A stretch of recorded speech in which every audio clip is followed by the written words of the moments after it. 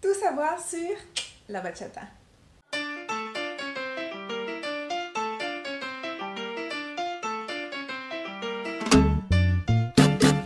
Bonjour, je suis Maïnali, professeure de danse en couple et compétitrice de salsa et bachata. J'ai eu la chance de pouvoir danser partout dans le monde, en France, en Espagne, en Italie et au Canada. Et aujourd'hui, on va parler de l'origine de la bachata, pourquoi et comment la bachata est devenue aussi commune et aussi vraiment tendance en ce moment. Et parce que je pense que savoir les danses, savoir l'origine des danses que l'on danse, c'est une forme de respect et ça aide aussi beaucoup à mieux interpréter notre danse. La bachata vient de la République dominicaine. Un bachatero ou una bachatera, traduction en français, un bachatero ou une bachatera. Alors sur cette question, sauf si on est vraiment un très grand connaisseur de bachata, il y a eu plein d'autres, mais moi je vais parler de celui qui a vraiment fait que la bachata est devenue vraiment popularisée au niveau mondial, au point que entre la République et moi, sur ma petite île dans l'océan Indien, j'ai pu l'entendre. Et cette personne, c'est The King Romeo Santos. Anecdote, la première fois que j'ai entendu la bachata dans ma vie, j'avais 10 ans, j'étais dans la cour de récréation et là il y avait quelqu'un qui avait, une petite fille qui avait déjà un téléphone et elle a mis la musique de Obsession et elle a commencé à danser. Je pense que c'est parce qu'elle voyait les films et les clips à la télé. Et elle a commencé à danser avec son amie vraiment collée et j'étais tellement choquée parce que c'était vraiment comme très collé. Ceux qui dansent la bachata, c'est évidemment les Dominicains, mais ceux qui ont vulgarisé la danse grâce à Internet, c'est Alemana et la Taka.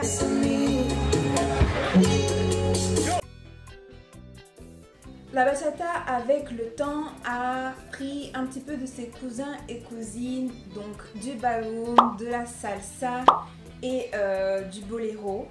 Bon, la boléro c'est l'origine de la bachata même, mais c'est transformé avec le temps à peu près comme toutes les danses.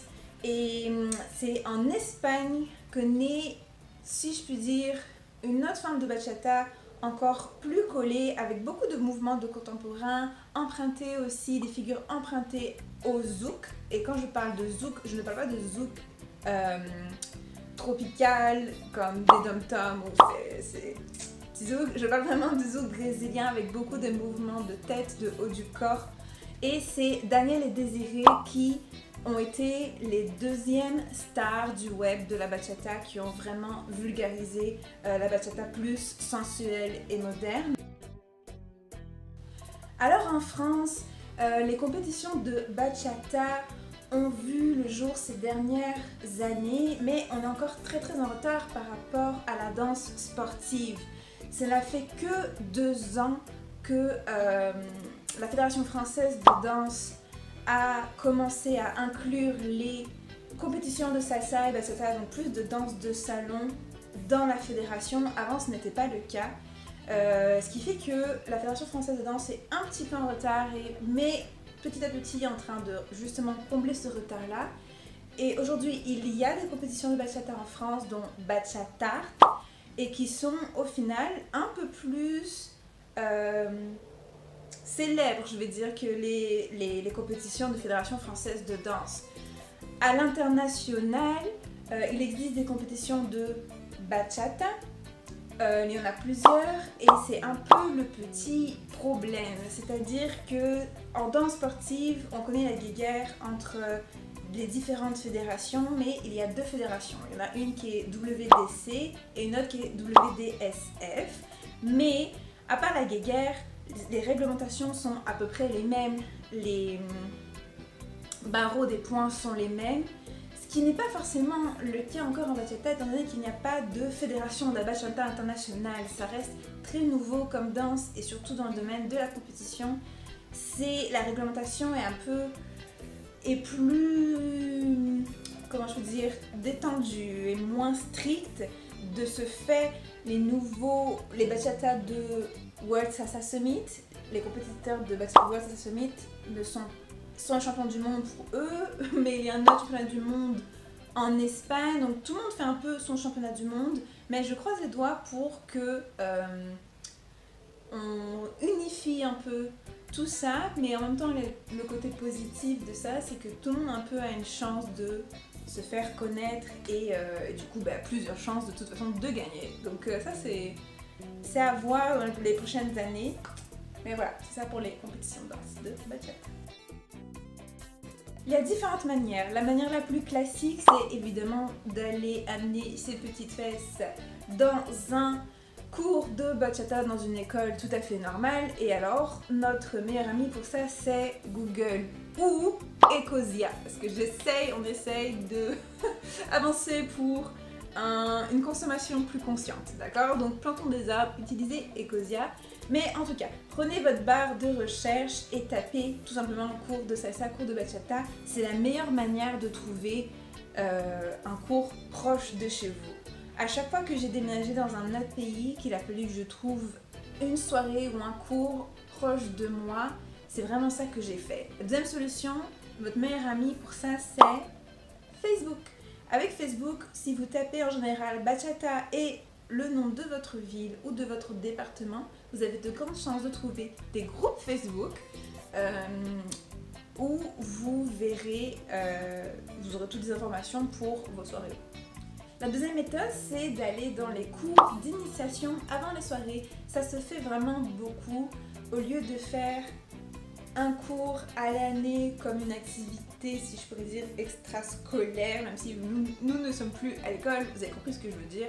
La meilleure manière, c'est vraiment d'aller directement dans les soirées parce que souvent ils vont vous proposer des cours d'initiation avec différents niveaux avant la soirée tout simplement. Donc c'est comme un combo assez chouette où on peut s'initier à la danse et pratiquer tout de suite après et festoyer un peu pour le week-end. La troisième manière pour apprendre la bachata, ça va être de prendre des cours particuliers.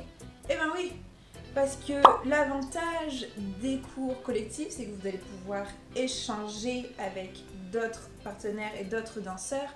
Mais un cours particulier, déjà, si vous avez des horaires un peu différents, donc vous n'avez pas, exemple, un emploi de nuit ou